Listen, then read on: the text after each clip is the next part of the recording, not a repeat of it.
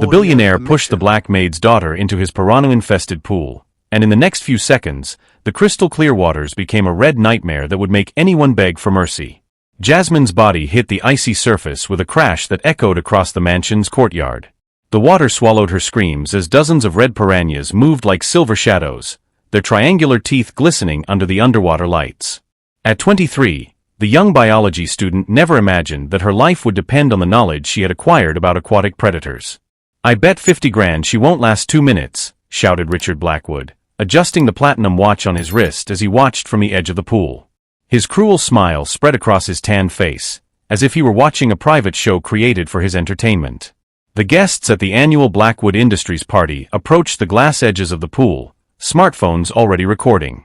Executives, politicians, and socialites from the national elite filmed a young black woman fighting for her life, and some even began placing bets on how long she would survive. "Someone should call the police," shouted an older woman, but she was quickly silenced by the icy stares of the other guests. No one contradicted Richard Blackwood on his own property. Jasmine held her breath and forced her body to remain still, remembering her lessons on predatory behavior. The piranhas circled curiously, but did not attack her calm movements. What the guests did not know was that she had spent 3 months studying every detail of that pool, every filtration system, every vulnerable spot on the property. Her mother, Carmen, had worked as the Blackwoods' housekeeper for 15 years, cleaning up the literal and figurative messes of a family that treated employees like disposable objects. Jasmine had grown up seeing the contempt in their eyes, but she had also learned all their secrets, secrets Richard would kill to keep hidden. "Come on, you useless bitches." Richard kicked a chair toward the pool, trying to stir up the water. "Do the job you were bought for." What he didn't realize was that Jasmine had discovered something about his money laundering operation 3 weeks ago. Documents photographed, recordings made, offshore accounts tracked. Everything was safe in a place he would never imagine, with specific instructions to be released if anything happened to her. As she lay motionless at the bottom of the pool, her lungs burning and piranhas circling around her, Jasmine knew that her apparent vulnerability was only the first card in a much bigger game. Richard Blackwood had made the fatal mistake of underestimating the maid's daughter. If you're wondering how a 23-year-old managed to survive in a pool full of piranhas and turn her near-death experience into the most devastating revenge ever seen against a corrupt billionaire, be sure to subscribe to the channel, because what happens next will completely rewrite your definition of justice. 3 weeks earlier, Jasmine had accidentally discovered what Richard was really doing with the millions that passed through Blackwood Industries accounts.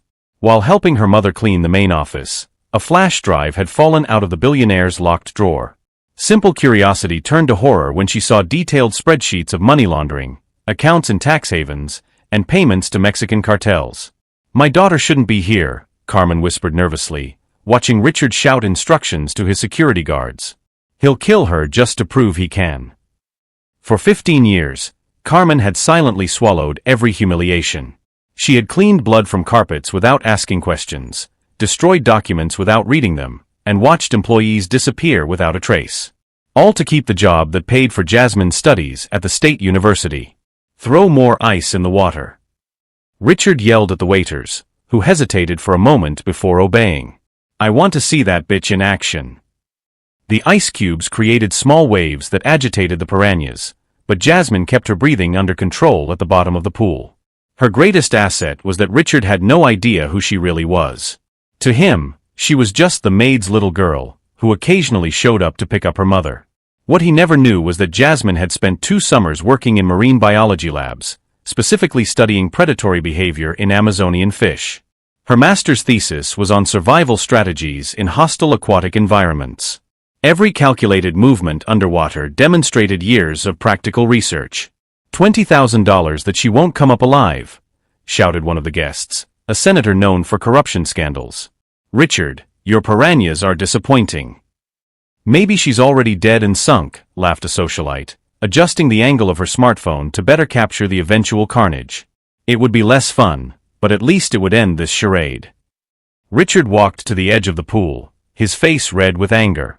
This was not the display of power he had planned for his influential guests. He had promised entertainment, and a quick death would ruin his entire reputation as a creative host. "Carmen!" he yelled, spotting the housekeeper among the terrified staff. "Your useless daughter is ruining my party. When she dies, you have 2 choices: Clean up the mess or join her. Carmen closed her eyes, tears rolling silently down her face. She had known Richard for 15 years and knew exactly what he was capable of. She had seen him order torture for reasons less serious than a ruined party. Under the water, Jasmine heard every muffled word. The threat against her mother ignited a controlled rage that she channeled into her survival strategy. Richard had made 2 fatal mistakes, completely underestimating her intelligence and threatening the only person in the world she loved unconditionally. The flash drive with all the evidence was safe in her advisor's apartment, along with specific instructions to contact the FBI if anything happened to her. But Jasmine had gone beyond digital evidence. For 3 weeks, she had photographed documents, recorded conversations, and mapped out Richard's entire criminal operation. Divers. Richard shouted to his security guards. Bring equipment and get that body out of my pool before it rots. The security guards rushed to fetch diving equipment, but Jasmine knew she had at most 5 minutes before they discovered she was alive. 5 minutes to execute the first phase of a plan she had rehearsed mentally dozens of times. She had studied every entrance and exit of the mansion, every security system, every blind spot of the cameras. More importantly, she knew exactly where Richard kept the master control that operated all the electronic systems on the property, from the sound system to the door locks. "Boss, we found diving equipment in the garage," a security guard reported. 10 minutes and we'll get her out of there." Richard smiled cruelly, imagining how he would describe this evening to other billionaires at future private gatherings. The story of the black maid who defied his authority and was devoured by piranhas would become a legend whispered among the elite, a warning about what happened to those who forgot their place. For a moment, when the water became strangely calm and Jasmine disappeared completely from view, everyone present assumed they had witnessed a brutal murder disguised as an accident. But anyone who knows true determination knows that it grows specifically in moments when the whole world underestimates its strength, and what Richard couldn't imagine was that every second of his apparent victory was building the foundation for his own destruction. While the security guards rushed to get diving equipment, Jasmine executed the first phase of a plan she had begun 3 weeks earlier, when she discovered that Richard Blackwood was not just an arrogant billionaire, he was at the center of a money laundering network that moved $50 million a month to Mexican cartels. Underwater, she positioned herself strategically near the pool's main drainage system. During her casual visits to pick up her mother, Jasmine had memorized every technical detail of that property. She knew that the filtration system had an emergency inlet connected directly to the machine room, located just below Richard's office. "Where are those incompetent divers?" Richard shouted, his patience completely exhausted. "I want that dead fish out of my pool in 2 minutes." What he didn't realize was that, for Jasmine, every extra second was precious. 3 weeks ago, when she had accidentally discovered the flash drive, she hadn't just copied the files. She had photographed every document, recorded conversations, mapped bank accounts, and most importantly, established contact with federal agent Marcus Thompson, an FBI specialist in financial crimes. Thompson had been skeptical at first when a college student showed up at his office with allegations of money laundering involving one of the richest men in the country.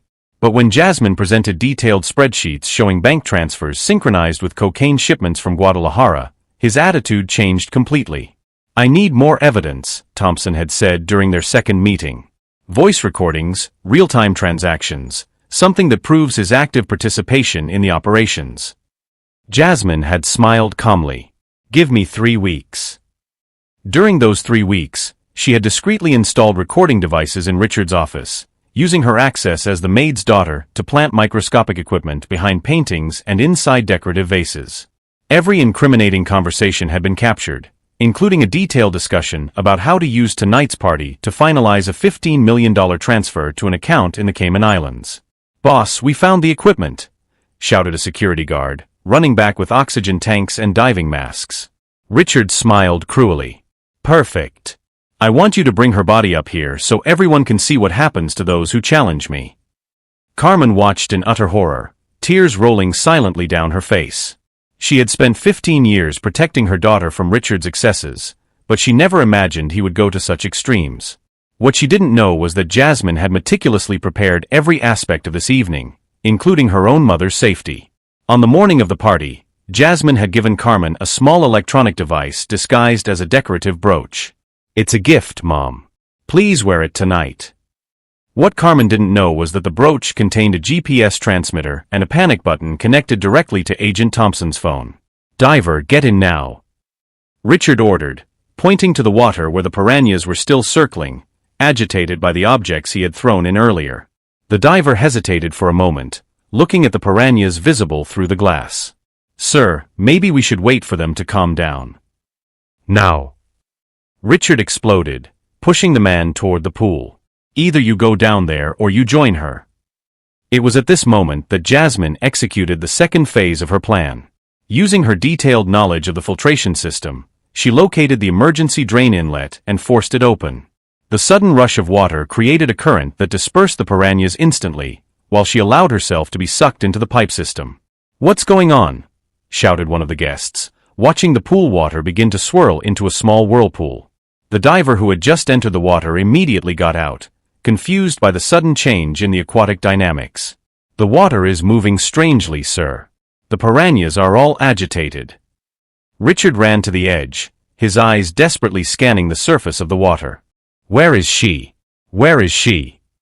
For the next 15 minutes, while security guards and divers frantically searched for a body that didn't exist at the bottom of the pool, Jasmine was executing the most crucial phase of her plan. The drainage system had taken her exactly where she had calculated, directly to the engine room located in the basement of the mansion. Wet but alive, she emerged from one of the maintenance pipes into an environment she knew perfectly well. 3 weeks of meticulous preparation had mapped out every corridor, every security system, every blind spot of the cameras. More importantly, she knew exactly where Richard kept the master control for all the electronic systems on the property. Upstairs, the party had descended into total chaos. Guests were filming furiously as divers searched every corner of the pool without finding any trace of Jasmine. Richard was in a state of absolute panic, shouting contradictory orders at his terrified employees. "She can't have just disappeared," he yelled, grabbing one of the divers by the shoulder. "Search everything again." What no one imagined was that, at that very moment, Jasmine was in the basement, accessing the mansion's central computer system with codes she had memorized during weeks of discreet observation. Within minutes, she had downloaded terabytes of compromising data directly to a secure server that Agent Thompson had set up specifically for this operation.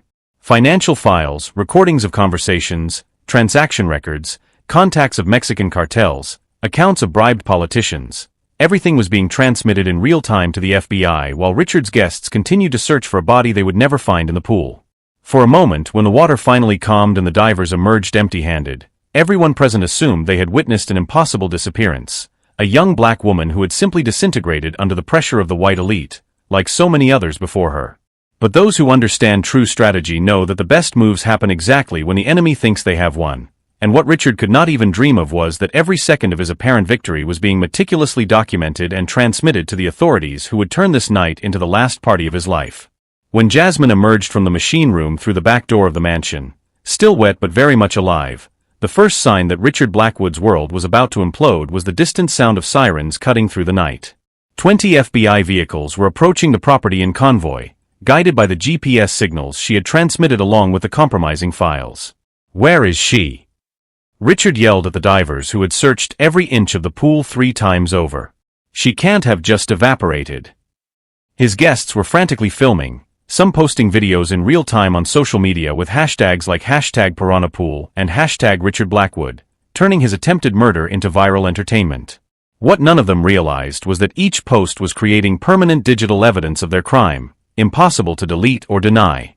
Mr. Blackwood, Federal Agent Thompson's calm voice cut through the chaos as he walked through the main gate, followed by 20 armed agents. "I need you to keep your hands visible and slowly step away from the pool." Richard's face underwent a complete transformation when he saw the federal badges. The cruel smile disappeared, replaced by an expression of panic that made several guests instinctively take steps backward, as if his proximity could contaminate them by association. "This is private property," Richard stammered, his voice losing all the authority he had displayed minutes before. "You don't have permission to be here." Thompson smiled, removing a folded document from his blazer's inside pocket. "Actually, we do. Search and seizure warrant based on evidence of money laundering, criminal association, and attempted murder. The evidence was transmitted to our servers exactly 17 minutes ago." It was at this moment that Jasmine appeared on the back porch, walking calmly toward the group gathered around the pool. Her presence caused a wave of shocked murmurs among the guests, some lowering their phones in complete disbelief. "Impossible," whispered a socialite, recoiling involuntarily. "We saw her fall into the pool. She was dead." Richard stared at Jasmine as if he were seeing a ghost materialize in front of him. His privileged mind, accustomed to controlling all variables, simply could not process how a mere maid's daughter had survived what should have been her certain death. "Mr. Blackwood," Jasmine said, her voice cutting through the air with crystal clarity, "would you like to explain to everyone here why you tried to murder me at your own party?" The question echoed across the patio like a verbal bomb. The guests who were still filming automatically positioned themselves to capture Richard's response, unaware that they were documenting their own complicity in the crime. You were dead," Richard stammered, pointing at the pool with a trembling hand. "The piranhas. I saw you fall." "Ah, you're referring to the attempted murder that was broadcast live on social media by your guests." Thompson interjected, gesturing to the agents who began confiscating the phones of those present. "We have over 40 different angles of the same crime, Mr. Blackwood, including your confession about the money laundering operations that you shouted while you were in the water." Richard's face turned completely pale as he realized the magnitude of his situation. During his panic in the pool, he had confessed to enough crimes to guarantee decades in prison, all recorded in high definition by people he had personally invited to witness what he thought would be his moment of absolute triumph. "Agent Thompson," Jasmine said, pulling a small recording device from her pocket, "here are the additional confessions I captured over the last 20 minutes while he believed I was dead. Details about offshore accounts, names of bribed politicians, transfer schedules to Mexican cartels." Richard's eyes widened in utter horror. You've been recording this whole time?"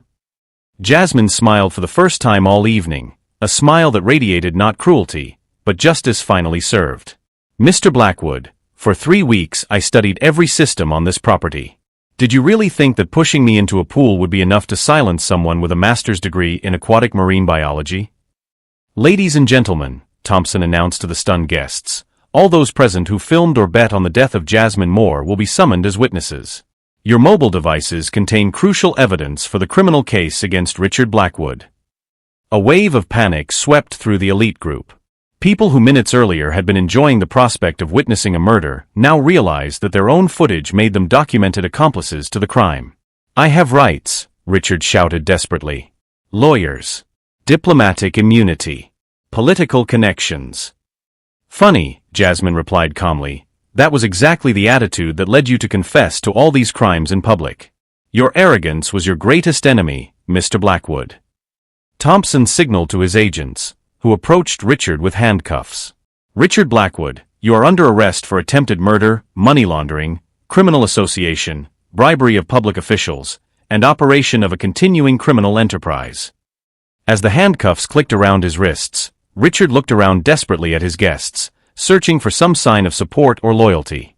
But the faces staring back at him now showed only the same contempt he had directed at Jasmine all evening.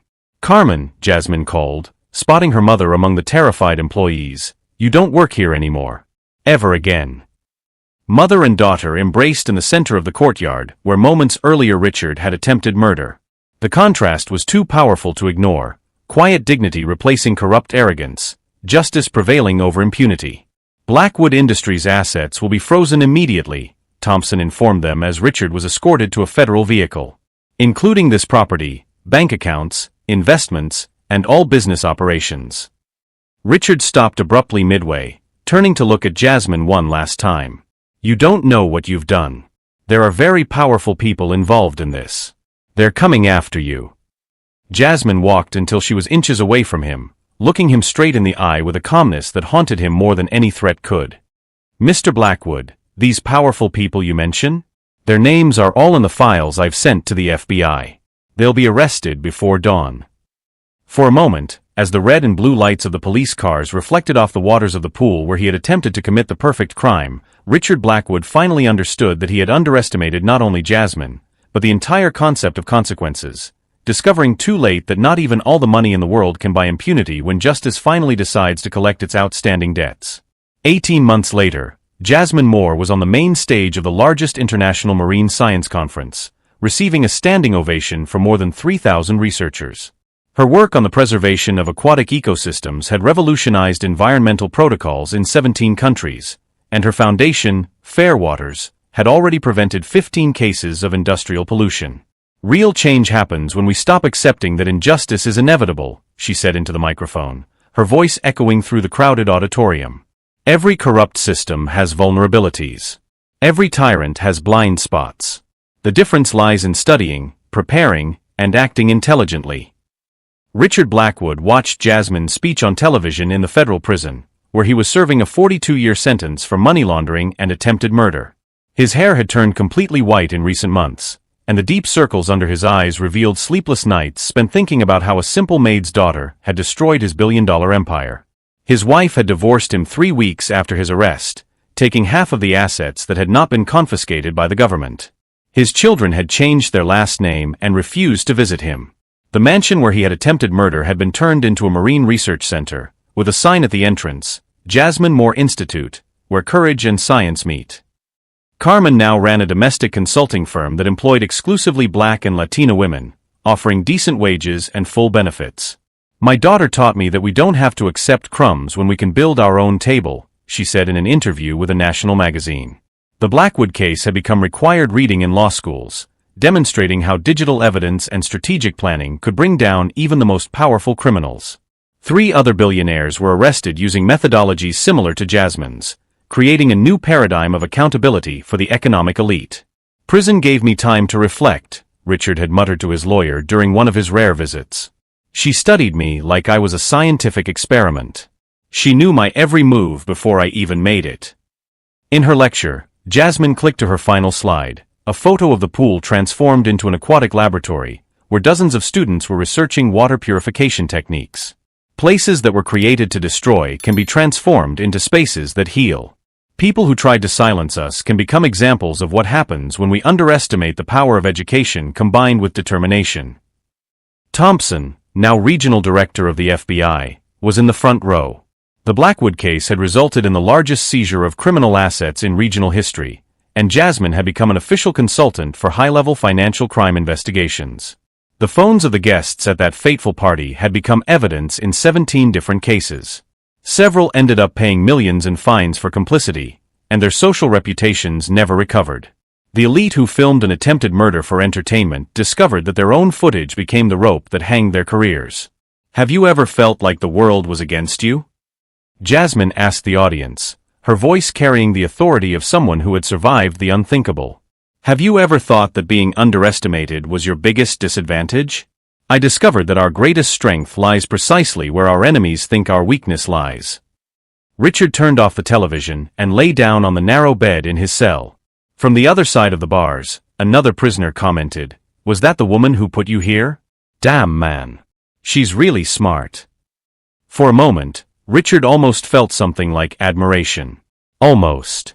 But what prevailed was the bitterness of having lost absolutely everything to someone he had classified as irrelevant. "The best revenge is not to destroy those who harm us," Jasmine concluded her speech. "It is to build something greater than they ever dreamed of possessing.